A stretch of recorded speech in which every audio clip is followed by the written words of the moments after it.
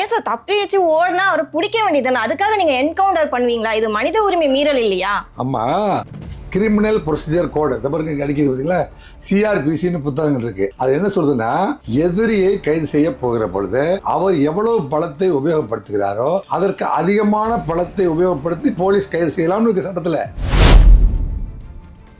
அவனை கூட்டிட்டு போகும்போது அது காலையில 5 மணி சார். போலீஸ்காரங்க எப்பவுமே அலர்ட்டா தானே இருக்கணும். அதுக்கு தானே உங்களுக்கு ட்ரைனிங் எல்லாம் கொடுக்குறாங்க. நீங்க என்ன அப்படியே சாதாரண மனுஷனா? ஆம்ஸ்ட்ராங் செத்து போன வேகத்துல வேதனையில ஆம்ஸ்ட்ராங் பாடியை எடுத்து கொண்டு போய் போஸ்ட்மார்ட்டம் போனா அங்க 1 லட்சம் பேர் வந்துடுறாங்க. திருவாங்கடம் தான் மெயினான அக்யூஸ்ட்னு சொல்றாங்க. அவருக்கு எல்லா விஷயமும் தெரியும்னு சொல்றாங்க. அவரை பத்தி நம்ம விசாரிக்க பல முக்கிய பிரமுகர்கள் வந்து இதுல மாட்டுவாங்க என்ற ஒரு பயத்தினாலதான் போலீஸ்க்கு ஒரு நெருக்கடி கொடுத்து இவரை இந்த மாதிரி என்கவுண்டர் போட்டாங்களா? அதாவதுமா, உங்களுக்கு புதிதாக சென்னை மாநகருக்கு பொறுப்பேற்றிருக்கிற திரு அருண் அவர்களை பற்றி தெரியுமா? உங்க ஊடகம் உலகம் பூரா சுத்திட்டு இருக்காங்க. திருவாங்கடத்தை திருவள்ளூருக்கு அழைத்து சென்று கொண்டிருக்கிறார்னா திருவள்ளூருக்கு 1000 பேர் ஓடி வருவாங்க. வாட் இஸ் என்கவுண்டர் தெரியுமா உங்களுக்கு? ஒருத்தர் துப்பாக்கி எடுத்து தாக்க வரும்போது நான் கவுண்டர் பண்ணது. It is counter model. அந்த டைம்ல அவர்கிட்ட துப்பாக்கி இருந்துச்சா? ஆமா, நீங்க திருவள்ளூர்ல கண்ட்ரோல் ரூமே வச்சு இயக்கியிருக்காங்க. போலீஸ் கண்ட்ரோல் ரூம் வச்சுக்காங்களே, திருவள்ளூர் தான் கமாண்ட் வந்துச்சு அப்படிங்கிறதுக்கு அந்த செல்போன் தான் முக்கியம். இந்த 10 பேருக்குமே அங்க ஒரு டீம் உட்காந்து, போயிட்டீங்களா சம்பவத்துக்கு போயிட்டீங்களா, எப்போ ஆம்ஸ்ட்ராங் இருக்காரா, சுத்தி போயிட்டீங்களா, அந்த முன்னாடி டீம் ஸ்ப்ரெட் ஆயிடுச்சா, நீங்க 6 பேர் ரெடியா இருக்கீங்களா, உள்ள போங்க. இப்போ ஆம்ஸ்ட்ராங்கை வெட்டினது அவர் பொழைச்சிட்டாருன்னா நம்மளை விட மாட்டாரு. அதனால அவருடைய கால் நரம்புகள் கழுத்து, தலை, கை, திருப்பி தாக்காம இருக்கிறதுக்கு கை, ஓடாம இருக்கிறதுக்கு காலு, மூளைக்கு போற ரத்தத்தை நிறுத்துறதுக்கு கழுத்து, இப்படியெல்லாம் ஒரு பிளான்டு ஆர்கனைஸ்டு மாடல். உங்களுக்கு தெரியுமா, திருமாவளவன் சொல்றாரு பாத்தீங்களா, தென் மாவட்டங்களில் மட்டுமே அரங்கேற்றி வரப்பட்ட இந்த ஆர்கனைஸ்டு மர்டர் அப்படியே நகர்ந்து சென்னைக்கு வந்து விட்டது.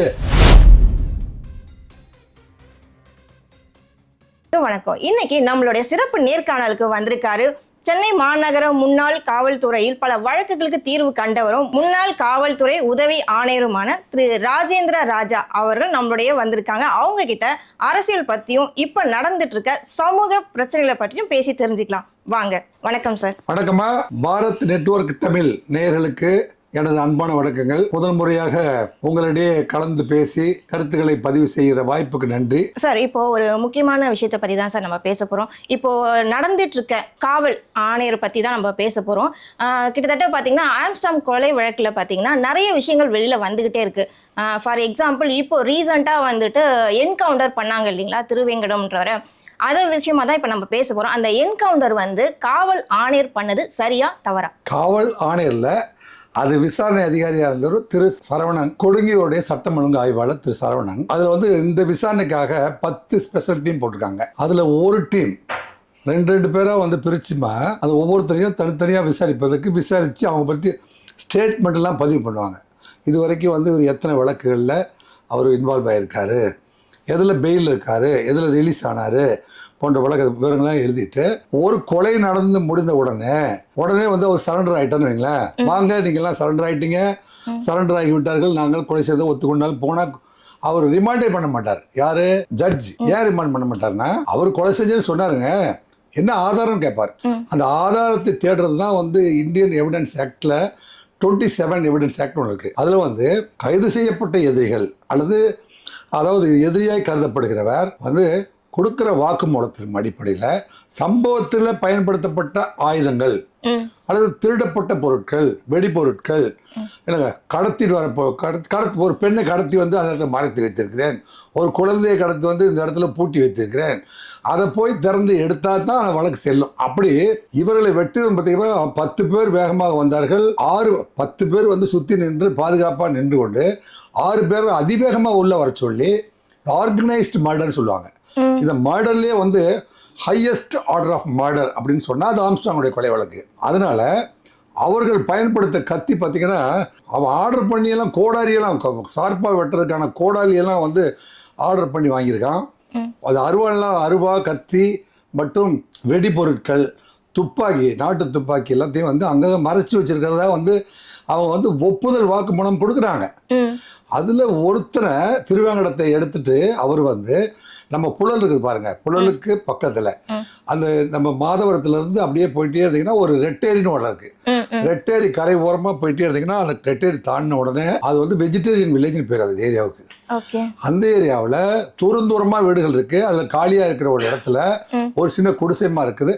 அதுக்குள் நான் கொலை செய்துவிட்டு சென்றவுடன் நான் பயன்படுத்திய ஆயுதங்களை அங்கே மறைத்து வைத்திருக்கிறேன், பாருங்க எடுத்து தருகிறேன் அப்படின்னு அவன் ஒப்புதல் வாக்குமூலம் கொடுத்ததுனால அதை கைப்பற்றுறதுனா சரவணன் போனார். கைப்பற்ற போகும்போது அங்கிருந்த ஒரு கை துப்பாக்கியை எடுத்து அவன் என்ன செய்யறான், சரவணனை சுட முயற்சிக்கிற பொழுது சரவணன் வந்து தன் உயிரை காப்பாற்றிக் கொள்வதற்காக என்கவுண்டர் பண்ணிட்டார். ஆனா இப்போ போலீஸ் தரப்புல வேற எல்லாம் சொல்லியிருந்தாங்க, அவர் வந்து இயற்கை உபாதைக்காக இயற்கை உபாதைக்கு போயிட்டாரு, போகும்போது தப்பி ஓடிடுறாரு. அப்போ வந்து அவர் வந்து இயற்கை உபாதை போகிறதுன்னு சொன்னார். அதிகாலையில் போனார். நைட்டு 10 மணிக்கு சரண்டர் ஆனாரா? நைட் அவருக்கு சாப்பாடுலாம் உணவு சட்டப்படி சாப்பாடு கொடுக்கணுமா? போலீஸ் சாப்பாடு கொடுத்தாங்களா? காலையில் கண்டிப்பாக அவர் என்னங்க போவார், தண்ணி கொடுத்தாங்களா, சாப்பாடு கொடுத்தாங்களா, மார்னிங் என்ன செய்வார், கண்டிப்பாக இயற்கை உபாதைகள் போவார். அவங்க என்ன செஞ்சாங்க, காவல்துறை 10 மணிக்கு போகிறாங்க, விடிய விசாரிக்கிறாங்க. விசாரிச்சு ஸ்டேட்மெண்ட் எடுத்துட்டு உடனே போறாங்க சம்பவத்துக்கு வந்து. ஏன்னா 24 மணி நேரம் தான் போலீஸ்க்கு டைம் இருக்கு. அதுக்குள்ள வந்து அவர் எந்த இடத்துல வந்து கத்தியை கொண்டு மறைத்து வைத்தார், துப்பாக்கி எங்க மறைத்து வைத்தார், செல்போனை எங்க தூங்கி போட்டார், இத்தனையும் கண்டுபிடிக்க வேண்டிய மிகப்பெரிய பொறுப்பு காவல்துறையோட தலைமையில் சுமத்தப்பட்டிருக்கிறது. அந்த சூழ்நிலையில் தான் சரவணன் வந்து என்ன செய்யறாரு, கொண்டு போய் டாய்லெட் போகும்போது இப்படியே கை விலங்க வச்சுட்டு போக முடியுமா? போக முடியாது. அதனால என்ன செய்யறாங்க, அவுத்து விடுறாங்க. அவுத்து விடனே ஓடி போயிடாரு. சரவணன் என்ன செய்யறாரு, அது எப்படி சார் அவர் அவுத்து உடனே ஓடி போக முடியும்? அத்தனை போலீஸ் இருக்காங்க, பயம் இருக்கும்ல, அது எப்படி ஓடி போவாரு? அவுத்து விட்டுட்டு அந்த அந்த முன்னாடி போய் டாய்லெட் போங்க அப்படி பக்கத்துல போய் உட்கார முடியுமா? ஒரு ஆணும் டாய்லெட் போகும்போது மனிதாபிமான அடிப்படையில் பார்த்தீங்கன்னா மனித உரிமையின் அடிப்படையில் கூட அவர் அங்கே டாய்லெட்டுக்காரனா கொஞ்சம் தள்ளி தான் நிற்கணும்.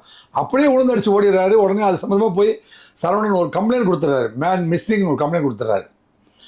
சரி, அப்புறம் தேடி போகிறாங்க. தேடி போனால் ஒரு வெஜிடேரியன் வில்லேஜ் பக்கத்தில் இருக்கிறாரு. சுற்றி வளைக்கிறாங்க. சுற்றி வளைக்கிற போது அங்கே ஒரு குடிசைக்குள்ளே அவர் வந்து மறைத்து வைத்திருந்த துப்பாக்கியை வந்து அவர் எடுத்து என்ன செய்கிறாரு, சரவணன் சுடுறதுக்கு முயற்சி பண்ணுறாரு. தவிர்க்க முடியாத சூழ்நிலையில் சரவணன் அவரை வந்து சுட்டு பிடிக்க வேண்டிய சூழ்நிலை வந்துருச்சு. ஏன் சார் தப்பி வச்சு ஓடினா அவரை பிடிக்க வேண்டியதுதானே? அதுக்காக நீங்கள் என்கவுண்டர் பண்ணுவீங்களா? இது மனித உரிமை மீறல் இல்லையா? ஆமாம், கிரிமினல் ப்ரொசீஜர் கோடு இந்த பாருங்க அடிக்கிறது பார்த்தீங்களா, சிஆர்பிசின்னு புத்தகங்கள் இருக்குது. அது என்ன சொல்லுதுன்னா, எதிரியை கைது செய்ய போகிற பொழுது அவர் எவ்வளவு பலத்தை உபயோகப்படுத்துகிறாரோ அதற்கு அதிகமான பலத்தை உபயோகப்படுத்தி போலீஸ் கைது செய்யலாம்னு இருக்குது சட்டத்தில். ஆக அவர் வந்து லத்தியில் அடித்தால் நான் அதை விட பெரிய லத்தியில் அவர் அடிக்கணும். அவர் கையில் அடித்தா நான் அதை விட பலமாக அவர் அடித்தாகணும். அவர் என்னை கை கொள்ள வேண்டும். அரெஸ்ட் அப்படிங்கிறது வந்து மிகப்பெரிய டாபிக், இவ்வளோ பெரிய டாபிக் அது. அதில் வந்து எதிரி வந்து பலசாலியாக இருக்கிற போது காவல்துறை எவ்வளவு பலப்பிரயோகம் செய்து அவரை தன்னுடைய ஆளுகைக்குள் கொண்டு வரணும்னு இருக்கு. ஆனா திருவேங்கடத்தை பார்த்தா அவ்வளவு பெரிய பலசாலி மாதிரி தெரியல. நீங்க சொல்ற மாதிரி அவர்கிட்ட அவ்வளவு ஆயுதம் இருந்த மாதிரி எதுவும் தெரியலையே சார். இப்படி தப்பிச்சு ஓடுற எல்லா கைதியுமே நீங்க என்கவுண்டர் பண்ணிட்டீங்கன்னா மனுஷன் திருவேங்கடம் பலசாலி இல்லை, அவன் பயில்வான் மாதிரி இருக்கான், நீங்க பலசாலி இல்லை சொல்லி இல்ல சார். அவர் பயந்து போயில இருக்காரு. நீங்க ஆக்சுவலா திருவேங்கடம் தெரியும், திருவேங்கடம் இல்ல சார், எல்லாருக்குமே தெரியும் சார். இவர் மீது ஏற்கனவே வந்து பலமான ஆயுதங்களை வைத்து துண்டு துண்டா வெட்டி. அந்த இடத்துல எத்தனை போலீஸ் நீங்க போனீங்க? அவர் ஒருத்தர் அக்யூஸ்ட், ஓகே. போலீஸ் டீம் இப்ப 10 டீம் போட்டாங்களா, ஒரு டீமுக்கு 1+5 6 பேர் போடுவாங்க. 1+5 போடுவாங்க, 6 போடுவாங்க, 7 போடுவாங்க. அவனை கூட்டிட்டு போகும்போது அது காலையில 5 மணிமா இருக்கட்டும் சார். போலீஸ்காரங்க எப்பவுமே அலர்ட்டா தானே இருக்கணும். அதுக்கு தானே உங்களுக்கு ட்ரைனிங் எல்லாம் கொடுக்குறாங்க. நீங்க என்ன அப்படியே சாதாரண மனுஷனா? ஆம்ஸ்ட்ராங் செத்து போன வேகத்துல வேதனையில ஆம்ஸ்ட்ராங் பாடியை எடுத்து கொண்டு போய் போஸ்ட்மார்ட்டம் போனா அங்க 1 லட்சம் பேர் வந்துடுறாங்க. ஹாஸ்பிட்டல்ல பெரிய கூட்டம், ஊருக்குள்ள கலாட்டா, அங்கங்க வந்து ஆட்டோ பஸ் எல்லாம் கடையெல்லாம் சாத்திட்டாங்க. இவ்வளவு இதை பார்க்கிறத போலீஸ் சரி, இதெல்லாம் சட்டம் ஒழுங்கை பார்க்கறதுக்கு வந்து போலீஸ் வந்து பாதி பேரை விட்டுட்டு இதை மட்டும் பார்க்கறதுக்கு அவசர வழக்குங்கிறதுனால, முக்கிய வழக்குங்கிறதுனால 10 டீமை போட்டு. சார் இப்போ இன்னொரு விஷயம் பார்த்தீங்கன்னா, 1 கிலோமீட்டருக்கு 1 கிலோமீட்டர் பார்த்தீங்கன்னா போலீஸ் ஸ்டேஷன் இருக்கு. அவர் அக்யூஸ்டா கூட இருக்கட்டும் சார், அவர் எவ்வளோ பெரிய குற்றவாளியாக கூட இருக்கட்டும், அவர் ஒரு மனுஷன் தானே. வெட்ட வழியில எதுக்கு சார் நீங்க இயற்கை உபாதை கூட்டு போறீங்க? ஒரு போலீஸ் ஸ்டேஷன்ல கூட்டிட்டு போய் அவருக்கு அந்த பண்ணிருக்கலாம் இல்லையா, இயற்கை உபாதை கழிக்க பயன்படுத்திருக்கலாம் இல்லைங்களா அவருக்கு. அதை விட்டுட்டு ஏன் வெளியே அவுட் ஆஃப் சென்னையில கொண்டு போயிட்டு அவருக்கு அந்த மாதிரி பண்ணீங்க? இது ப்ரீ பிளான்ட் மாதிரி தானே இருக்கு. இல்லம்மா, நீங்க வந்து ப்ரீ பிளான்ட் என்று சொன்னால் அது தவறு. ஏன்னா நான் சொல்றேன், 10 டீம் நல்லா யோசிச்சு பாருங்க. 10 டீம் வந்து 24 மணி நேரத்துக்குள்ளே விசாரித்து ஸ்டேட்மெண்ட் எடுத்துட்டு அந்த ஆயுதங்களையும் கைப்பற்றி 24 மணிக்குள்ள, ஏன்னா இது உலகறிந்து போச்சு, ப்ரெஸ்ஸில் எல்லா ப்ரெஸ்ஸும் வந்துச்சு, 10 பேர் சரண் அப்படிங்கிறது வந்து அந்த அடுத்த நொடி வந்து உலகம் பூரா வந்து ஊடகங்கள் வழியாக வெளியே வந்துருச்சு. அந்த நிமிஷத்துலேருந்து 24 மணி நேரம் மினிட் டு மினிட் நாங்கள் ஒர்க் பண்ண வேண்டியிருக்குது. அப்போ டாய்லெட்டில் இவங்க 8 பேரும் வரிசையாக விட்டுட்டு இருந்தாவே அதுக்கே வந்து ஒரு ஆள் அரை மணி நேரம் டாய்லெட் போனால் எத்தனை மணி நேரம் ஆகும்? 4 மணி நேரம் ஆகும், அதுக்குள்ளே விடிஞ்சிடும்.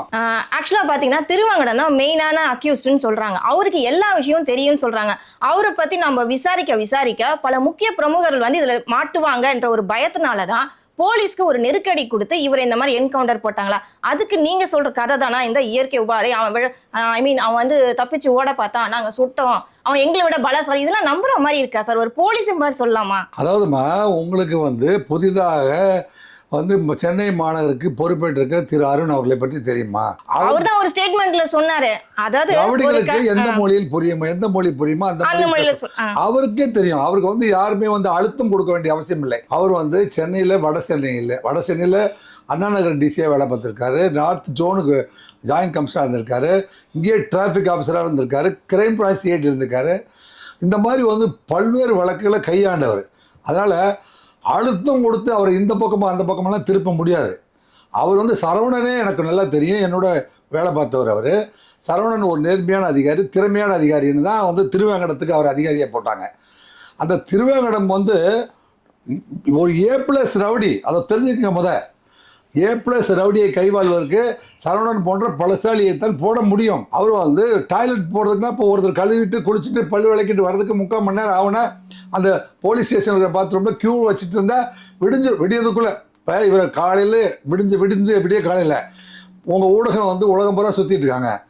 திருவேங்கடத்தை திருவள்ளூருக்கு அழைத்து சென்று கொண்டிருக்கிறார்னா திருவள்ளூருக்கு 1000 பேர் ஓடி வருவாங்க. சில பேர் வந்து வேகத்தில் போலீஸ் கஸ்டடியில் இருக்கும்போதே வந்து வெட்டி கொண்டு விடுவார்கள். அதனால காவல்துறை வந்து விசாரணைக்கு இருட்டும் பகலும் ஒரு சூழ்நிலையில் பாதுகாப்பான நேரத்தில் போக வேண்டிய அவசியம் இருக்கு. அதுக்கெல்லாம் நீங்க காரணம் கற்பிச்சு அப்படி இல்ல. ஆக்சுவலா பாத்தீங்கன்னா இப்ப இருக்க பொதுமக்களும் சரி, சமூக ஆர்வலர் என்ன சொல்றாங்கன்னா, போலீஸ்காரங்க மேலதான் கம்ப்ளைண்ட் பண்றாங்க. என்னன்னா உங்க கேஸை இதை மறைக்கணும், மத்த யாரும் இதை வெளியில வந்துடக்கூடாது. என்ன கேஸ்? எங்க கேஸ்ல என்ன கேஸ்? உங்க கேஸ் மீன்ஸ் இப்ப என்கவுண்டர் போட்டீங்க இல்லையா? அது அவர் ஆக்சுவலா பாத்தீங்கன்னா என்கவுண்டர் போட்டீங்க இல்லைன்னா வாட் இஸ் என்கவுண்டர் தெரியுமா உங்களுக்கு? ஒருத்தர் வந்து துப்பாக்கி எடுத்து தாக்க வரும்போது நான் வந்து கவுண்டர் பண்ணது. It is counter model. அந்த டைம்ல அவர்கிட்ட துப்பாக்கி இருந்துச்சா? ஆமா, திருவேங்கடம் கையில இருந்தது. திருவேங்கடம் வந்து உதவி ஆய்வாளரை சுடுறதுக்கு முயற்சி பண்ணும் பொழுதுதான் அந்த டைம்ல அவர்கிட்ட எப்படி துப்பாக்கி வந்தது? ஏமா அவன் பயன்படுத்திய நாட்டு வெடிகுண்டு துப்பாக்கி எல்லாம் மறைச்சு வச்சிருந்திருக்கான்னு சொல்றத எடுக்க போகும்போதுதான் அது நடக்குது. சார், இந்த இடத்துல ஒரு ரொம்ப யோசிக்க வேண்டிய விஷயம் என்னன்னு பாத்தீங்கன்னா, இப்ப நீங்க திருவேங்கடம் கையில துப்பாக்கி இருந்ததுன்னு சொல்றீங்க. அப்படி பாத்தீங்கன்னா ஆம்ஸ்ட்ராங்க வந்துட்டு கத்தி அருவாளை கொண்டு தான் வெட்டினாங்க. துப்பாக்கி இருந்துச்சுன்னா ஈஸியா அவரை சுட்டுட்டு போயிருந்துருக்கலாம்ல. ஏன் இவ்வளோ ரிஸ்க் எடுக்கணும்? அதுவும் அத்தனை பேர் சேர்ந்து. நீங்க சொல்றீங்க திருவேங்கட துப்பாக்கி இருந்ததுனால தான் போலீஸ் வந்து என்கவுண்டர் பண்ணாங்க. ஒரு அக்யூஸ்ட நீங்க அவங்க வந்து சரண் அடைஞ்சிட்டாங்க, கூட்டிட்டு போயிட்டீங்க. அங்க போய் நீங்க அவரை செக் பண்ணிட்டு தான் எனி டைம் அவரோட ஆயுதத்தோடவா இருந்திருப்பாரு? இல்ல அதெல்லாம் செக் பண்ணி தானே நீங்க உலகத்துல எப்பவுமே வந்து சரண்டர் ஆகிற அக்யூஸ்ட், அதாவது ஒரே ஊர்ல கடுமையான கோபத்தில் தாக்க முடியாத சில மனைவி அண்ணன் தம்பிக்குள்ள வெட்டும்போது எல்லாரும் பார்த்துட்டாங்கன்னா சில இடங்களில் வந்து அருவாளோடு நான் தான் வெட்டினேன் அப்படின்னு வந்து தன்னுடைய ஜபர்தஸ்தை காட்டுறதுக்காக சில பேர் ஆயுதங்களோடு வந்திருக்காங்க ஒழிய, இந்த ஆர்கனைஸ்டு மர்டர் இருக்குது பார்த்தீங்களா, அவங்க இமீடியட்டாக வந்து எவிடன்ஸ் பூரா அழிக்கிறதுக்கு மறைக்கிறதுக்கு தான் முயற்சி செய்வாங்க. இப்போ ஆம்ஸ்ட்ராங்கை வெட்டினது வந்து அவர் பொழைச்சிட்டாருன்னா நம்மளை விட மாட்டார். அதனால் அவருடைய கால் நரம்புகள் இல்லைங்க, கழுத்து, தலை, கை, திருப்பி தாக்காமல் இருக்கிறதுக்கு கை, ஓடாமல் இருக்கிறதுக்கு கால், இல்லைங்க, மூளைக்கு போகிற ரத்தத்தை வந்து நிறுத்துறதுக்கு கழுத்து, இப்படியெல்லாம் வந்து ஒரு பிளான்டு ஆர்கனைஸ்டு மர்டர். இது வந்து இந்தியாவிலே ஏன் சங்க இலக்கிய காலத்துல இருந்து தமிழர் மரபிலே இல்லாத ஒரு கொலை, புதிதாக அறிமுகப்படுத்தக்கூடிய கொலை, தமிழ்நாட்டில் அனுமதிக்க முடியாத கொலை. இப்பேற்பட்ட ஒரு சீரியஸ் மர்டரை விசாரிக்கிறது தான் வந்து இந்த சரவணன் இந்த காவல்துறையுடைய 10 டீமுடைய வேலையா இருந்துச்சுங்கிறத நீங்க கருத்துல வச்சு பேசுங்க சார். ஆக்சுவலா பாத்தீங்கன்னா நாங்க என்ன கேட்கறோன்றது கூட நீங்க புரிஞ்சுக்காம அவங்களுக்கு காவல்துறைக்கு சப்போர்ட் பண்ற மாதிரி பேசுறீங்க. ஆக்சுவலா பாத்தீங்கன்னா துப்பாக்கியும் சரி அருவாலும் சரி அதை கம்பேர் பண்ணும்போது துப்பாக்கிக்கு தான் வந்துட்டு பவர் அதிகம். ஏன்னா தூரமா இருந்து கூட போட்டு தள்ளிடலாம் இல்லையா? எதுக்கு இவ்வளோ ரிஸ்க் எடுத்து கிட்ட போய் அங்கங்க பார்ட்டா வெட்டணும், அதுவும் குரூப்பா சேர்ந்துட்டு? இதை வந்து நாங்கள் நியாயப்படுத்த விரும்பல. நீங்க சொன்னீங்க இல்லையா, திருவேங்கடத்துக்கிட்ட வந்து துப்பாக்கி இருந்தது, அதனாலதான் போலீஸ்காரங்க தன்னை காப்பாத்திக்கணுங்கிறதுக்காக அவரை என்கவுண்டர் பண்ணாங்கன்னு சொல்றீங்க. சோ துப்பாக்கி இருக்கிற மனுஷன் எதுக்கு கத்தியில வச்சு அவர் வெட்டணும்? இது லாஜிக்கே இல்லாம இருக்கே சார். அதாவதுமா, கொலையாளிகள் இப்போ விசாரிச்சு ஸ்டேட்மெண்ட் எடுக்கிறாங்க இல்லையா, அவங்க வந்து அந்த இடத்துலயே வந்து ஒரு கத்தியும் 2 வெடிகுண்டையும் போட்டுட்டு தான் போயிருக்காங்க. அது உலகம் போலீஸ் வர்றதுக்கு முன்னாடியே பொதுமக்கள் பார்த்துட்டாங்க. ஓடி வந்தவங்க வந்து ஒரு கத்தியை எரிஞ்சிட்டு போயிருக்கானுங்க. 2 வெடிகுண்டு சம்பவத்தில் நடந்து பொதுமக்கள் சொல்லி தான் போலீஸ்க்கே தெரியும் இந்த சம்பவம் எப்படி நடந்துச்சு. உங்களுக்கு தெரியுமா, திருமாவளவன் சொல்றாரு பார்த்தீங்களா, தென் மாவட்டங்களில் மட்டுமே அரங்கேற்றி வரப்பட்ட இந்த ஆர்கனைஸ்டு மர்டர் அப்படியே நகர்ந்து சென்னைக்கு வந்து விட்டது அப்படின்னு திருமாவளவன் சொல்றாரு. இது வந்து ஒரு ஸ்டைல் ஆஃப் மர்டர். அதாவது அவங்க வந்து மோடஸ் ஆப்பரண்டி அப்படின்ட்டு இந்த புத்தகங்கள்லாம் இருக்கும் பாருங்க. மோடஸ் ஆப்பரண்டி அப்படின்னா மர்டர் செய்கிற விதம். இவங்க வந்து இந்த ஸ்டைல் ஆஃப் ஆப்ரேட்டர்ஸ். அவங்க வந்து ஏற்கனவே என்ன செஞ்சுருக்காங்க, ராமர் பாண்டியர் அப்படிங்கிறவர் வந்து 10 பேர் சுற்றி வளைத்து 6 பேர் வெட்டினாங்க. அவங்க ராமர் பாண்டியன் எந்தெந்த இடத்துல வெட்டினாங்களோ அதே இடத்துல ஆம்ஸ்ட்ராங் வெட்டினாங்க. அது மாதிரி திருநெல்வேலியில் தீபக் பாண்டியனை 10 பேர் சுற்றி நின்றார்கள், 6 பேர் உள்ள நின்றார்கள். அவங்ககிட்ட துப்பாக்கி இருந்துச்சு, அங்கே அரவாக்குறிச்சியிலும் துப்பாக்கி இருந்துச்சு.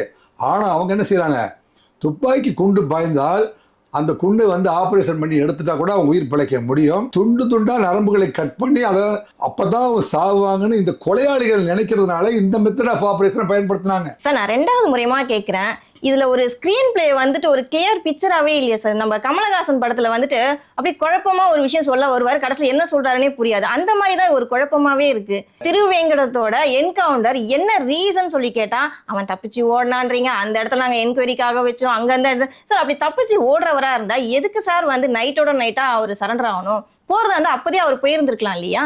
ஏன் வந்து சரண்டர் ஆகணும்? திருப்பி மறுநாள் நீங்க அங்க வெளில கூட்டிட்டு போகும்போது எதுக்கு இங்க இருக்கு அங்க இருக்குன்னு சொல்லிட்டு ஏன் உங்களுக்கு அவர் ஆட்டம் காட்டணும்?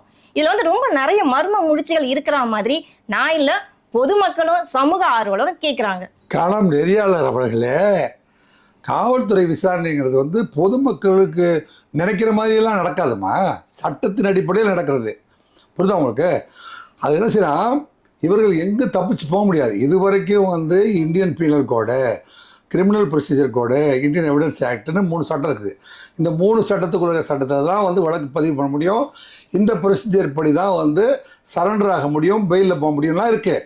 ஆனால் இப்போ புதுசாக அமல்படுத்தினாங்க பார்த்தீங்களா சட்டத்தில், அதில் வந்து நம்ம ஹைகோர்ட்டு ஆனந்த் வெங்கடேசன் ஒரு நீதியரசர் இருக்கார். அவர் சொன்னார், எந்த ஜூரிஸ்டிக்ஷனில் கொலை பண்ணாலும் அந்த ஜூரிஸ்டிக்ஷனில் தான் சரண்டர் ஆக முடியும், இவன் போய் ஊட்டியில் சரண்டர் ஆக முடியாது அப்படின்னு வந்து ஒரு 3 மாதத்துக்கு முன்னாடி ஒரு ஜட்ஜ்மெண்ட் கொடுத்துட்டாரு. அதை சர்க்குலராக போட்டு தமிழ்நாடு முழுவதும் அனுப்பிட்டாங்க. இந்த சர்க்குலர் தெரியாமல் தான் இந்த பசங்க கொலை பண்ணிட்டு நேராக வந்து இந்த வக்கீலுங்க பேச்சை கேட்டுட்டு திருவள்ளூருக்கு ஓடி போனானுங்க. அங்கே போய் வெங்கத்தூர் ஆத்தங்கரையில் செல்ஃபோனெல்லாம் வந்து அழிச்சிட்டு, ஆனால் அருவாளெல்லாம் தூக்கிட்டு ஓடல அவனுங்க. அருவாளெல்லாம் கொண்டு வந்து இந்த பார்டர், ஏன்னா அருவாளோட போனால் எல்லாம் தெரிஞ்சு போயிருன்ட்டு இவனு அருவாள்லாம் வந்து இந்த வெஜிடேரியன் வில்லேஜ் இந்த பார்டர் ஏரியாவிலேயே அவன் வந்து மறைச்சி வச்சுட்டு போயிட்டான். ஒரு அருவாலை இங்கே விட்டுட்டு போயிட்டான். அப்போ திருவள்ளூரில் செல்ஃபோன் மட்டும் பாக்கெட்டில் இருந்துச்சு. எந்த இடத்துக்கு அவனுக்கு சந்திக்கணும், மீண்டும் கொலை செஞ்சுட்டு எங்கே சந்திக்கணும்னா திருவள்ளூரில் சந்திக்கணும். வாங்கட அவசரமாக போய் பெரியபாளையத்தில் போய் சரண்டர் ஆகலான்னு ஓடுறானுங்க. பெரியபாளையம் போலீஸ் சொல்கிறாங்க, புதிய சட்டம் அமல ஆயிடுச்சு, முட்டாளுங்களே இங்கே சரண்டர் ஆக முடியாது சொன்னாங்க.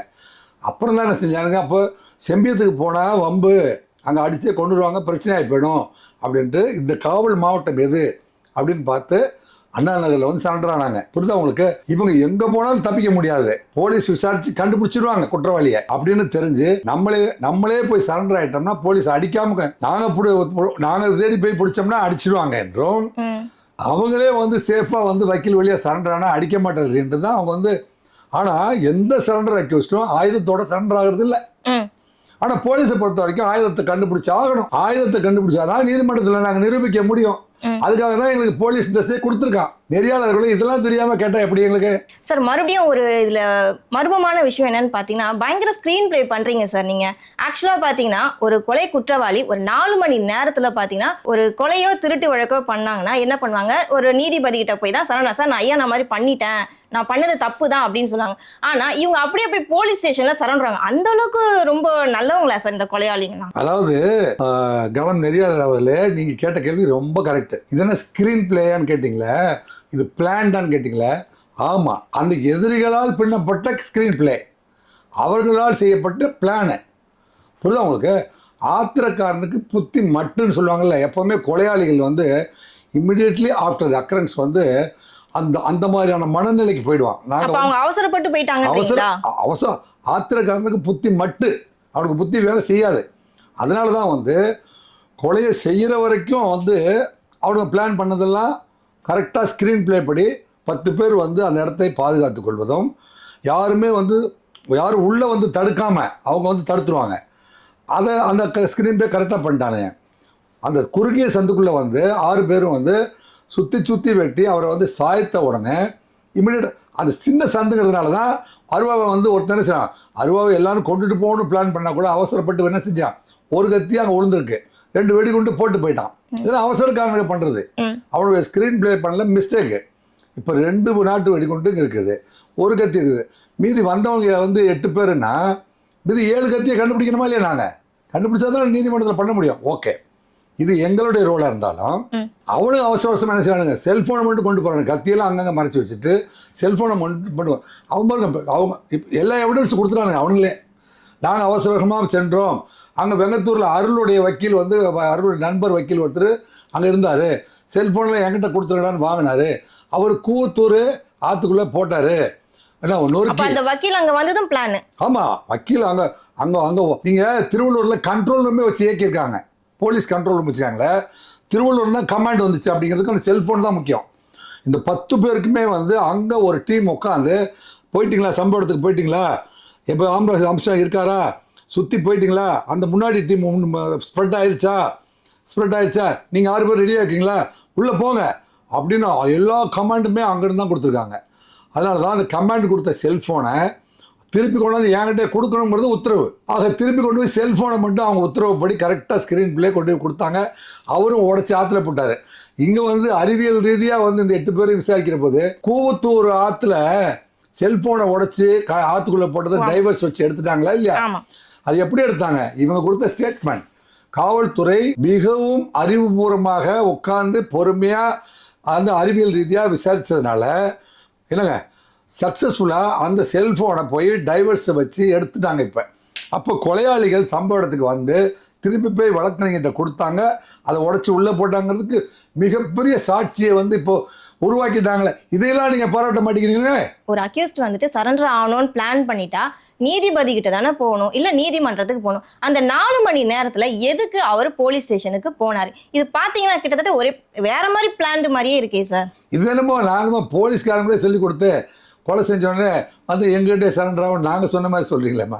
It is not that. நாங்கள் என்னமோ கத்தி எடுத்துகிட்டு வந்து வெட்டிட்டு இப்படி போய் எங்ககிட்டே சரண்டர் ஆயிருங்கன்னு சொன்ன மாதிரி பேசுகிறீங்களேம்மா. இது எந்த விதத்தில் நியாயம்?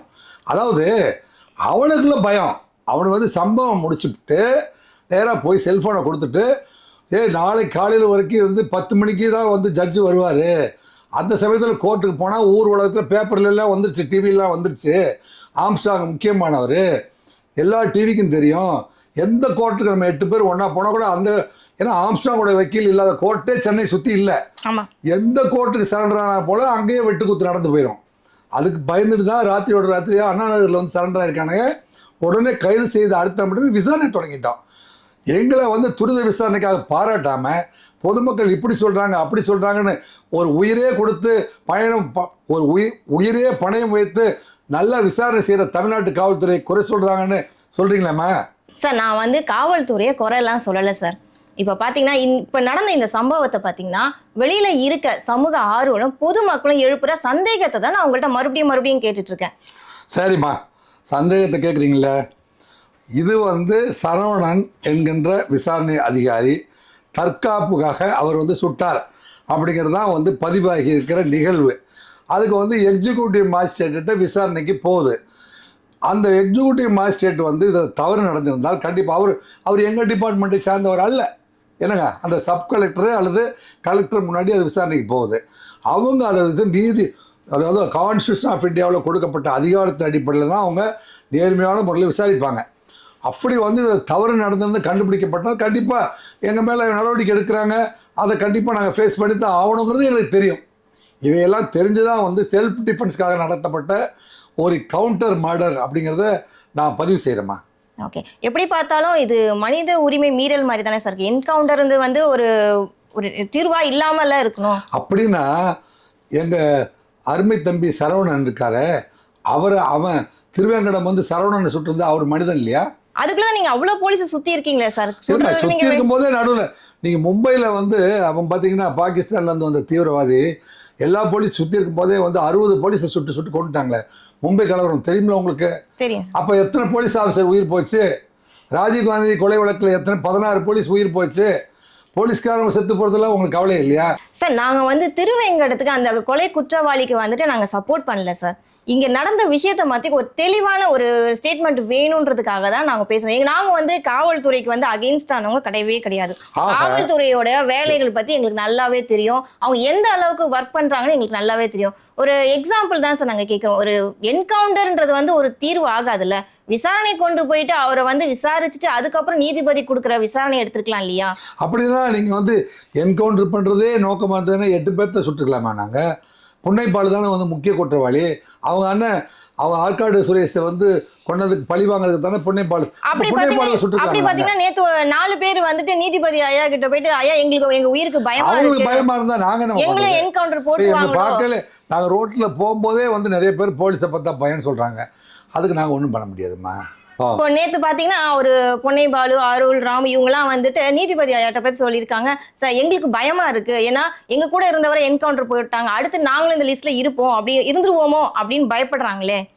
பயத்தை நீங்க ஏன் கொடுத்துருக்கீங்க? இல்ல பயப்பட்ட போதும் நீதிபதி என்ன செஞ்சாரு?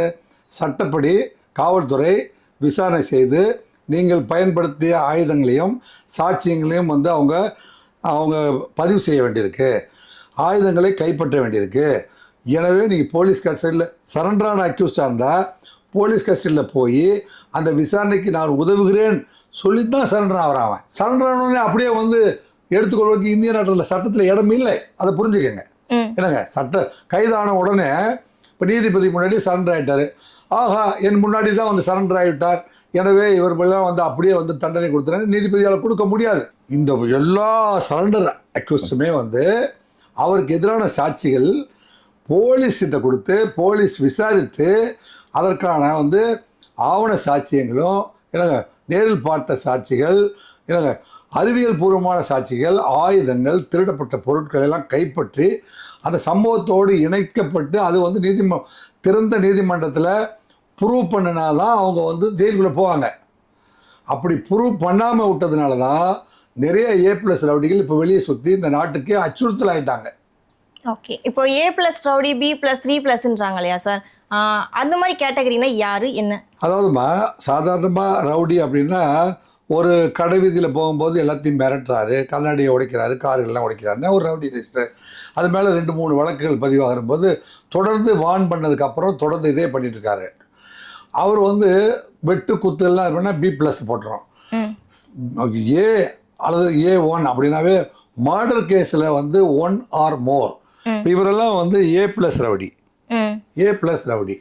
திருவேங்கடம் வந்து A+ ரவுடி. இவங்களெல்லாம் வந்து ஆபத்தான ரவுடி. ஆபத்தான ரவுடின்னு பேர். இங்கே A+ எல்லாம் சுட்டு பிடிக்கிறாங்கன்னு ஊடகங்களில் வந்து பொதுமக்கள் பயப்படுறாங்க. பொதுமக்கள் நாங்கள் சாதாரண மக்களை சுட்டு பிடிச்சா நீங்கள் கேட்குற கேள்விலாம் சரிதான். A+ வந்து சுட்டு பிடிக்கிறாங்க அப்படின்னா காவல்துறை ரொம்ப வந்து தன் உயிரை பணயம் வைத்து விசாரிக்க வேண்டிய வழக்கு. ஏன்னா ஏற்கனவே பல கொலைகள் பண்ணியிருக்கான். சப் இன்ஸ்பெக்டரே வெட்டி கொண்டு இருக்காங்க, இன்ஸ்பெக்டரை கொண்டு இருக்காங்க, டிஎஸ்பி கொண்டு இருக்காங்க. இந்த மாதிரி ஆட்கள் தான் அவங்க. அந்த மாதிரியான சூழ்நிலையில் தான் வந்து தங்களை முன்னெச்சரிக்கையோடு வந்து இவங்க துப்பாக்கியோடு இருப்பாங்க. என்னங்க, ஒருவேளை இவன் ஏதாவது பண்ணிட்டானா நம்ம வந்து கவுண்டர் பண்ணணும் அப்படிங்கிற சூழ்நிலையில் தான் இது நடக்குது. சார், ஒரு சீரியஸான விஷயம் என்னன்னு பார்த்தீங்கன்னா, ஹைதராபாத்தில் ஒரு பெண்ணை வந்துட்டு பாலியல் பலாத்காரம் பண்ணி எரிச்சு கொண்டுட்டாங்க. அது 4 பேர். அந்த ஊர் போலீஸ் வந்து பார்த்தீங்கன்னா அவங்கள வந்துட்டு என்கவுண்டர் பண்ணாங்க. அந்த ஊர் மக்களே வந்து அவங்கள தலையில தூக்கி வச்சு அப்படி பாராட்டினாங்க, சந்தோஷப்பட்டாங்க. ஏன்னா ஒரு பாதுகாப்புக்கு போலீஸ் எங்க பக்கபலமா இருக்காங்கன்னு. ஆனா அதே விசாரணை கமிஷன் என்ன பண்ணாங்க, இவங்க பண்ணது தப்புன்னு சொல்லி அந்த என்கவுண்டர் பண்ணாங்க இல்லையா, அந்த போலீஸ் எல்லாருமே வந்துட்டு அரெஸ்ட் பண்ணி உள்ள இப்போ வரைக்கும் இருக்காங்க. அப்படி பார்த்தீங்கன்னா இப்போ நம்ம திருவேங்கடம் என்கவுண்டர் பண்ணப்பட்டாரு இல்லையா, அதை பண்ண அந்த போலீஸையும் இவருக்கும் இன் ஃபியூச்சர்ல இந்த மாதிரி நடக்கிறதுக்கான வாய்ப்புகள் இருக்கா? அதாவதுமா, சரவணன் தமிழ்நாடு காவல்துறை வந்து எப்பவுமே கவனமாக கையாளுகிறார்கள். ஆந்திராவில் இப்போ வந்து அவங்க வந்து அந்த 4 பேருமே சுட்டு கொண்டார்கள். இங்கே வந்து இப்போ அஞ்சலியை கைது செய்திருக்காங்க, மலர்கொடியை கைது பண்ணியிருக்காங்க, பொன்னைப்பாலுவை கைது பண்ணியிருக்காங்க. இவங்கெல்லாம் வந்து ஆம்ஸ்டாங்க்கு நேரடியான எதிரிகள். இவங்களெல்லாம் நாங்கள் ஒன்றும் சுட்டு கொள்ளலையே, அவங்கள விசாரிச்சுட்டு தானே இருக்கிறோம். அறிவியல் பூர்வமா விட்டா நீங்க அவங்களே என்கவுண்டர் போட்டிருப்பீங்க. அதுக்குள்ள நம்ம மக்கள் வந்து அலர்ட் ஆயிட்டாங்க. போலீஸ் கையெல்லாம் நீங்க கட்டவே முடியாது. இல்ல பொதுமக்களும் சரி சமூக ஆர்வம் வந்து அலர்ட் ஆயிட்டாங்க. ஏன்னா எடுத்த உடனே அடுத்த நாளே நீங்க ஒருத்தரை என்கவுண்டர் பண்றீங்க, அடுத்து இருக்க மத்த 4 பேரையும் போட்டுருவீங்க. ஏன்னா அவங்களுக்கு எல்லா விஷயம் தெரியும். இவங்க பின்பலமா யார் இருக்கா, எந்த கட்சி அரசியல்வாதி யார் இருக்கான்னு 1 by 1 வெளில தெரிஞ்சிச்சுன்னா இது மிகப்பெரிய பிரச்சனையா ஆயிடும். அதனால நீங்க என்ன பண்ணிட்டீங்க, என்கவுண்டர் போற வர டைம்ல கரெக்டா ஸ்டாப் பண்ணிட்டீங்க. அதுதான் நடந்தது. நீங்கள் அப்படி சொன்னாலும் அது சரியில்லையான்னு கேளுங்க. இப்போ வந்து ஜி.கே. மூப்பனார் அவர் அடிப்படை கட்சியிலேருந்து அவர் எடுத்துட்டாரு, அவர் ரெக்கமெண்ட் பண்ண விரும்பலை. புரிதா அவங்களுக்கு? திரு பழனிசாமி அவங்க ஒரு ஆள் வந்தாங்க, அடிப்படை பொறுப்பினர் பதவியிலேருந்து எடுத்துட்டாரு. திராவிட முன்னேற்ற கழகத்தை தான் வந்து ஹரிகரன் அவர் வந்து இந்த விஷயம் தெரிஞ்ச அடுத்த நாள்லேயே வந்து அவர் அடிப்படை தமிழ்நாட்டை பொறுத்த வரைக்கும் மாநில தலைவர்களும் ரொம்ப நேர்மையாக நியாயமாக நடந்துக்கிட்டாங்க. இந்த இதில் நீங்கள் நினைக்கிற மாதிரி வந்து எல்லாரும் சேர்ந்து ரெக்கமெண்ட் பண்ணி என்னங்க எங்க கட்சிக்காரர் துன்புறுத்தாங்க யாருமே போன் பண்ணாத ஒரு வழக்கு. அப்படி இல்லையா? அது உங்களுக்கு தானே பாதிப்பு. உங்க கட்சி பேர் வெளில வந்தா உங்களுக்கு தானே பாதிப்பு. அது இல்லம்மா விஷயம் பாத்தீங்கன்னா இப்போ அஞ்சலி வந்து சொன்னீங்க இல்லையா, அவங்க வந்து மகளிர் அணி துணை செயலாளரா இருந்திருக்காங்க. அது எந்த கட்சியும் நம்ம ஊரறியும் எல்லாருக்குமே தெரியும். இப்போ அவங்கள அந்த கட்சியில இருந்து நீக்கின பிறகுதான் இப்போ அவங்களுக்கு ஒரு ஃப்ரீடமா இருக்கு. ஃப்ரீடம் மீன்ஸ் அந்த கட்சிக்காங்க ஐயோ இப்படிப்பட்ட ஒரு ஆள் நம்ம கட்சியில. நீங்க என்ன சொல்றீங்க, அரசியல் கட்சியெல்லாம் வந்து விழித்து கொண்டார்கள், அவங்களுக்கு பயந்துட்டு தான் நாங்க என்னமோ பயந்துட்டு சொன்னீங்களே. அரசியல் கட்சி விழித்து கொள்ளவில்லை, ஒதுங்கி கொண்டார்கள். அதை புரிஞ்சுக்கங்க. நம்ம நாட்டு அரசியல்வாதிகள், தமிழ்நாட்டை பொறுத்த வரைக்கும் இருக்கிற அரசியல்வாதிகள் மனசாட்சி உள்ளவர்கள் அப்படின்னு இந்த வழக்கு ப்ரூவ் பண்ணியிருக்காங்க. ஜி.கே. வாசன் வந்து கேள்விப்பட்ட உடனே வந்து ஹரிஹரன் வந்து அவர் கட்சியை விட்டு நீக்கிட்டாரு, அஞ்சலியை கட்சியை விட்டு நீக்கிட்டாங்க, எனக்கு அருளை கட்சியை விட்டு நீக்கிட்டாங்க, தமிழ்நாட்டில் இருக்கிற அத்தனை தலைவர். ஏன்னு கேளுங்க, ஆம்ஸ்டாங் கொலை நடந்த அன்னைக்கு ஒரு தேசிய கட்சியுடைய மாநில தலைவர்களால தமிழ்நாட்டுக்கு இருக்கிற அத்தனை அரசியல்வாதிகளுமே அந்த இடத்துக்கு வந்து நம்ம ஊர் வந்து தனி தமிழ்நாட்டுக்கு என்று சங்க இலக்கிய காலத்திலேருந்து ஒரு மிகப்பெரிய வரலாறு இருக்கு. நீங்கள் விஜயகாந்த் செத்துப்பது பார்த்தீங்கன்னா, நீங்கள் உதயநிதி ஸ்டாலின் போய் பகல் பூரா அங்கே இருந்தார், சாயந்தரம் அப்பா அடக்கம் பண்ண போகிறாங்கன்னு தன்னுடைய அப்பாவை அழைச்சிட்டு வந்து அவ்வளவு நாகரிகம், அரசியல் நாகரிகத்தை கடைபிடிக்கிற ஊர் தான் தமிழகம் தொடர்ந்து ப்ரூவ் பண்ணிட்டு வராங்க. எப்படி நான் ஒத்துக்க முடியாது? எப்படின்னா அரசியல் கட்சியுடைய அழுத்தம் காரணமாக தான் நீங்க என்கவுண்டர் பண்ணீங்கன்னு எப்படி சொல்றீங்க? நீங்க புரிஞ்சுக்க. நான் என்ன கேக்குறேன்னா, ஒரு கட்சியில உறுப்பினரா சேர்றவங்க, இப்ப நான் வந்து ஃபார் எக்ஸாம்பிள் உங்க கட்சியில நான் சேர்றேன்னா என்னோட பேக்ரவுண்ட் என்ன நீங்க தெரிஞ்சுக்கவே மாட்டீங்களா? என்கிட்ட பணம் இருந்தா செல்வாக்கு இருந்தா உடனே என்ன உங்க கட்சியில சேர்த்துப்பீங்களா? இல்லம்மா, நான் போலீஸ். நான் எக்ஸாம்பிள் தான் சார் சொல்லிட்டு இருக்கேன், எக்ஸாம்பிள் தான் சொல்லிட்டு இருக்கேன். நான் என்ன சொல்றேன், எக்ஸாம் கரெக்ட். நீங்க சொல்றதுல அந்த இடத்துல மட்டும் நான் ஒத்து போறேன். நீங்க கேட்கிற இந்த இதுவரை நம்ம இந்த போராட்டத்திலேயே வந்து இந்த கேள்வி நியாயம் என்று நான் உங்களோடு ஒத்து போகிறேன். எப்படின்னா, தமிழ்நாட்டில் இருக்கிற மாநில கட்சி தலைவர்கள் அத்தனை பேருக்குமே வந்து இது நம்ம 2 பேருமே சேர்ந்து வேண்டுகோளாக வைத்துக் கொள்வது என்னவென்றால், A+ ரவுடிகளையும் B+ ரவுடிகளையும் ஆண் ரவுடி பெண் ரவுடி எல்லாத்தையுமே வந்து மாவட்ட செயலாளர்களாக மாற்றிட்டிங்கன்னா இந்த நாடு சுடுகாடாக மாறி போயிடும். எனவே தயவு செஞ்சு எதிர்காலத்தில் குற்ற பின்னணியை வந்து ஆராயாமல் அந்த மாதிரியான முக்கிய பதவியை கொடுக்காதீர்கள். தமிழ்நாட்டு கலாச்சாரத்தை சீரழிக்காதீர்கள். தயவு செய்து விழிப்போடு இருந்து அவங்களெல்லாம் வந்து கான்ஸ்டியூஷனில் வந்து யார் வேணாலும் எந்த அரசியல் கட்சிக்கு போகலான்னு இருக்கு. அதனால் அவனை வந்து மெம்பர் ஆக்கலாம். ஆனால் அவர்களை பொறுப்பாளராகவும் மிகப்பெரிய அந்த ஏரியாவுக்கே வந்து அவங்க தான் இளைஞரணி செயலாளர் என்பதும், அந்த ஏரியாவுக்கே மகளிர் அணியுடைய அமைப்பாளர் என்பதும், அது போன்ற மாவட்ட பொறுப்பு மாநில பொறுப்பெல்லாம் குற்றப்பின்னணி கொடுக்காம இந்த மாதிரி வர குற்றவாளிகள்லாம் அரசியல் போனதால தான் நல்ல அரசியல்வாதி இல்லாம போயிட்டான். அதனால நல்ல அரசியல்வாதி உருவாகமானால் நம்ம இப்ப எப்படி யாரெல்லாம் கட்சியை விட்டு நீக்கினீங்களோ, குற்றம் செஞ்சதுக்கு அப்புறம் கட்சியை விட்டு நீக்கிறதுல தலைவா, தயவு செஞ்சு குற்றம் செய்யறதுக்கு முன்னாடியே வந்து அவனை என்ன செய்யுங்க, கட்சியில சேர்க்காதீர்கள், எதிர்கால அரசியலை தூய்மைப்படுத்துங்கள் அப்படின்னு நம்ம 2 பேரும் சேர்ந்து குரல் கொடுக்கலாமா? கண்டிப்பா, அதுக்கு நானும் ஒத்துழைக்கிறேன். சார் ஒரு சின்ன விஷயம் பார்த்தீங்கன்னா பொதுமக்கள் வந்துட்டு இப்போ கார்லயோ பைக்லயோ போயிட்டு இருக்காங்க. அப்படி போகும்போது போக்குவரத்து காவல்துறை என்ன பண்றாங்க, நின்று லைசன்ஸ் இருக்கா, ஏன் ஹெல்மெட் போடல, ஏன் இத்தனை பேர் பைக்ல போறீங்கன்னு சொல்லிட்டு இப்படி ஏகப்பட்ட கொஸ்டின்ஸ்லாம் கேட்குறீங்க. அப்படி என்கொயரி பண்ணும்போதே கூட இருக்க மற்ற போலீஸ் வந்து பார்த்தீங்கன்னா மொபைல் ஃபோனில் வந்துட்டு வீடியோ எடுக்கிறார். சாதாரண விஷயம், இது வந்து ஒரு சாதாரண விஷயம், ஃபோனில் எடுக்கிறாரு. ஏன்னா அவங்களோட ப்ரூஃப்காக எடுக்கிறாங்க. இது இப்படி இருக்கும்பொழுது இப்போ திருவேங்கடம் வந்து என்கவுண்டர் அவர் ஓடுறாருன்னும் போது கூட அத்தனை போலீஸ்காரங்க இருக்காங்க. யாராவது ஒருத்தர் வீடியோ எடுத்துருக்கலாம்ல அவங்களுடைய மொபைல்ல, ஏன் எடுக்கல? அதுவும் அவங்களுக்கு ப்ரூஃபா தானே அமைஞ்சிருக்கும். திருவேங்கடத்தை கூட்டு போறது விடியறதுக்கு முன்னாடி இருட்டில் நடந்த ஒரு அதிகாலை. இருட்டுனா எத்தனை மணிக்கு இருக்கும்? சுமார் 4 to 6 நடந்த விஷயம். 6 மணினா கொஞ்சம் விடிஞ்சிருக்கும்ல. இல்லைம்மா, வீடியோ அதாவது திருவேங்கடம் நியாயமாக வந்து நான் வந்து இந்த கொலைக்கு பயன்படுத்த ஆயுதங்களை ஏன்னா வந்து நேரடியாக நாங்கள் போய் கைது பண்ணலையே, நானே சரண்டர் ஆகிட்டேன் சார். நான் வந்து சரண்டராக விரும்புகிறேன், நான் தான் கொலை செஞ்சேங்கிறத ஒத்துக்கிறேன். நான் வச்சுருக்க அடிச்சிடுவாங்கன்னு பயந்துட்டு அவன் சொல்கிறான். நான் கொலைக்கு பயன்படுத்த ஆயுதங்கள்லாம் அந்த இடத்துல வச்சுருக்கிறேன், வாங்க எடுத்து தரேன்னு சொல்கிறான். அதனால் அவனே வந்து எடுத்து தரேன்னு சொல்லும்போது நம்ம எதுக்குன்னு சொல்லிட்டு தான் அவங்க போவாங்க போலீஸ் நம்பி. அந்த சமயத்தில் எதிர்பாராமல் நடந்துச்சு. நீ அந்த இடத்துலலாம் வீடியோ, இப்போ எல்லா இடத்துலையும் வீடியோ, இது கல்யாண நிகழ்ச்சியாக வீடியோ ரெக்கார்ட் பண்ணுறதுக்கு எங்களுக்கான ப்ரூஃப் தானே சார் அது? எங்களுக்கு ப்ரூஃப் இல்லைம்மா, எங்களுக்கு வந்து என்னென்ன ஆயுதங்களை கைப்பற்றணும், 2 சாட்சிகள் முன்னாடி கைப்பற்றணும் அப்படிங்கிறது தான் ப்ரூஃபு. நாங்கள் வந்து முக்கிய விசாரணைலாம் நடக்கும்போது எவிடன்ஸ் ரெக்கார்ட் பண்ணும்போது நாங்கள் வீடியோ ரெக்கார்டிங் பண்ணுறோம். ஆனால் தெருவாக வீடியோ எடுக்கிறதுக்கு போகிறதில்ல. எல்லார்கிட்டயும் செல்போன் கண்டிப்பா இருந்திருக்கும்ல, எல்லா போலீஸ்கிட்டயும் நீங்க வீடியோ எடுத்து ஆக வேண்டும் சட்டத்தில் இல்லை சார். நான் மறுபடியும் சொல்றேன், நான் வந்து போலீஸ்காரங்களுக்கு அகைன்ஸ்டா நான் பேசல, பொதுமக்களுக்கு இருக்க சந்தேகத்தை தான் நான் மறுபடியும் சந்தேகம். பொதுமக்கள் எல்லாம் என்ன செய்யணும்னா, அன்னைக்கு அதிகாலையில் அவன் டாய்லெட் போறேன்னு சொல்லியிருக்கான், அவன் ஆயுதத்தை எடுத்து ஆஜர்படுத்தினா அவனை நம்பி போயிருக்காங்க, அவன் நம்பிக்கை மோசடி பண்ணிட்டா சுட்டுட்டாங்க, அவ்வளவுதான். சரி, அவர் ஓடி இருக்காரு இல்லையா, அப்போவாது நீங்க டக்குன்னு ஒரு பக்கத்துல எத்தனையோ போலீஸ்காரங்க இருப்பாங்க, ஒரு போட்டோ இல்ல ஒரு வீடியோ எடுத்து அவன் ஓடுறான், அதனால உங்களுடைய ப்ரூஃப்காக அதாம விழுந்துட்டான்னு சொல்லி போட்டோ எடுத்தானே காமிச்சிருக்கான். ஒருத்தர் தானே விழுந்தாரு, எல்லாருமா விழ போறாங்க? இல்லம்மா, எல்லாரும் இல்லம்மா, மீதி 8-7 பேர் ஸ்டேஷன்ல இருக்காங்க, அவங்க எப்படி விழுவாங்க? 8 டீம் போட்டுருக்காங்கம்மா, 8 டீம் போட்டுருக்காங்க தனித்தனியா. நான் போலீஸ்காரங்க இவன் திருவேங்கடத்தை மட்டும்தான் அந்த இடத்துக்கு விசாரணை கூட்டி போனாங்க. 8 பேரையுமே அங்கே விசாரணை கூட்டு போல. சரி, திருவேங்கடம் கூட்டிட்டு போனாங்க இல்லையா, அவர் கூட எத்தனை போலீஸ்காரங்க போனாங்க? கிட்டத்தட்ட 6-7 பேர் போனாங்க. 6-7 பேர்கிட்ட ஒருத்தர்கிட்ட கூட செல்போன் இல்லையா? இல்ல மாறு, செல்போன் எடுக்கிறது மேண்டேட்டரி அல்ல சார். நம்புற மாதிரி இல்ல சார். நம்மளா வந்து அதாவது நல்லவர்கள் எல்லாமே நம்புவார்கள் அப்படின்னு நான் நினைக்கிறேன் சார். இப்போ இன்னொரு விஷயம் என்னன்னு தெரியும்னா, இப்போ படுகொலை செய்யப்பட்டார் நம்ம ஆம்ஸ்ட்ராங். அந்த கொலை வழக்குல பாத்தீங்கன்னா கிட்டத்தட்ட இப்போ சம்போ செந்தில் இருக்காருன்னு சொல்றாங்க, சிசிவி ராஜான்னு சொல்றாங்க, அதுக்கப்புறம் நாகேந்திரன், இத்தனை பேர் சம்மந்தப்பட்டிருக்காங்கன்றாங்க. ஒரு கொலை கேஸ்ல கிட்டத்தட்ட ஒரு 4 கைதியோ இல்லை 5 கைதியோ இருந்தால் அந்த கேஸ் வந்துட்டு நிற்கும் அப்படிங்கிறாங்க. ஆனால் இந்த படுகொலையில் பார்த்தீங்கன்னா நீண்டுக்கிட்டே போதே சார். இவங்க இங்கே கிட்டத்தட்ட பார்த்தீங்கன்னா இப்போ 20 பேர் மேலே அரெஸ்ட் பண்ணிட்டாங்க. 20 பேர் கைதிகிட்ட வந்துட்டு அரெஸ்ட் பண்ணிட்டு இப்போ வந்து என்கொயரி பண்ணிட்டு இருக்காங்க. இப்படி நீண்டுக்கிட்டே போச்சுன்னா இந்த வழக்கு எப்படி போய் முடியும் சார்? உண்மையான குற்றவாளி வெளியில் வருவாரா?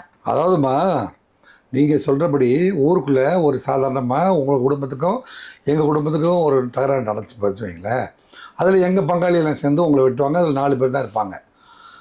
அரசியல் கொலைகள், பெரிய கொலைகள், ராஜீவ்காந்தி கொலை வழக்கில் பார்த்தீங்கன்னா 26 குற்றவாளிகள் வந்து சேர்ந்துட்டாங்க. புரியுதா உங்களுக்கு? இதில் அரசியல் படுகொலைகள், ஆர்கனைஸ்டு மர்டர்.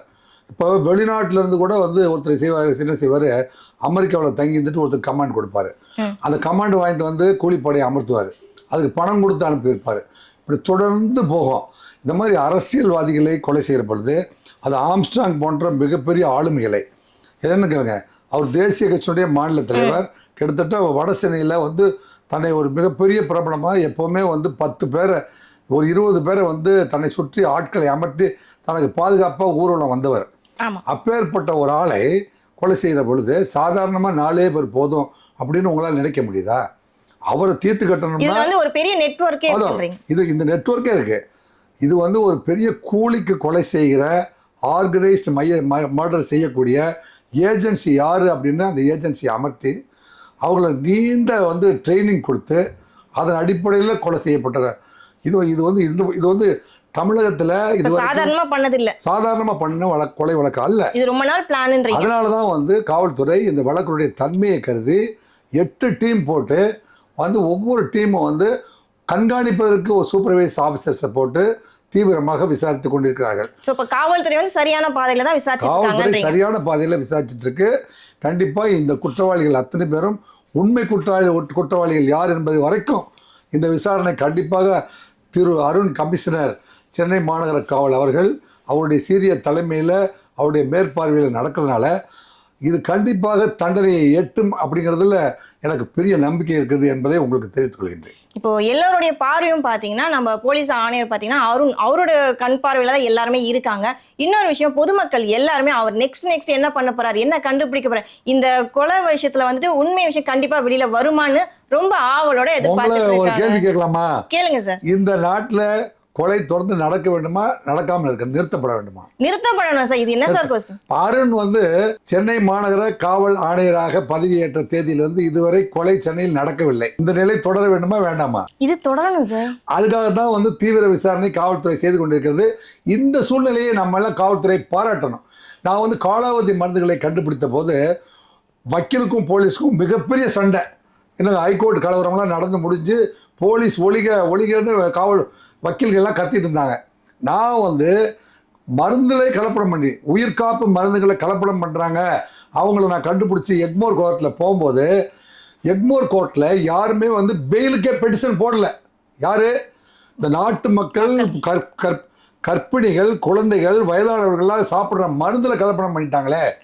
அதனால் எக்மோர் கோர்ட்டில் யாரும் பெயில் அப்ளிகேஷன் போடலை. அதை விட ஒரு தலையும் தாண்டி பார்த்தீங்கன்னா காவல்துறை வாழ்க, போலீஸ் வாழ்கன்னு எக்மோர் கோர்ட்டில் வரிசையாக வக்கீல்கள் நின்று என்னை பார்த்து போலீஸ் வாழ்கன்னு கத்துனாங்க. அந்த ஜாயை என்ஜாய் பண்ணேன்.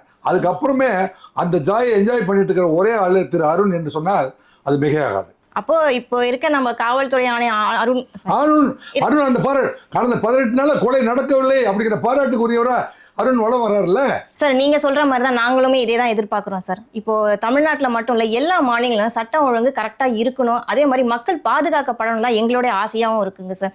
ஆசை, விருப்பம் எல்லாமே இதுவாக தான் இருக்கு.